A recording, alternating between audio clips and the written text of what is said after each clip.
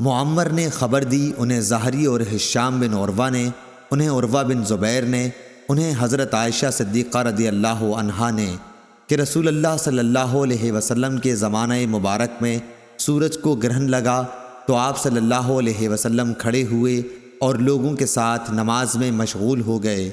آپ صلی اللہ علیہ وسلم نے لمبی قرأت کی، پھر رکوع کیا اور یہ بھی بہت لمبا تھا، پھر سر اٹھایا اور اس مرتبہ بھی دیر تک قرأت کی مگر پہلی قرأت سے کم۔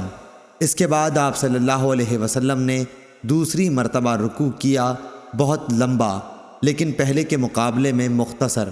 پھر رکوع سے سر اٹھا کر آپ سجدے میں چلے گئے اور 2 سجدے کیے، پھر کھڑے ہوئے اور دوسری رکعت میں بھی اسی طرح کیا جیسے پہلی رکعت میں کر چکے تھے۔ اس کے بعد فرمایا کہ سورج اور چاند میں گرہن کسی کی موت و حیات سے نہیں رکھتا، البتہ یہ دونوں اللہ تعالیٰ کی نشانیاں ہیں جنہیں اللہ تعالیٰ اپنے بندوں کو دکھاتا ہے، اس لیے جب تم انہیں دیکھو تو فوراً نماز کے لیے دوڑو۔ صحیح بخاری حدیث نمبر 1058۔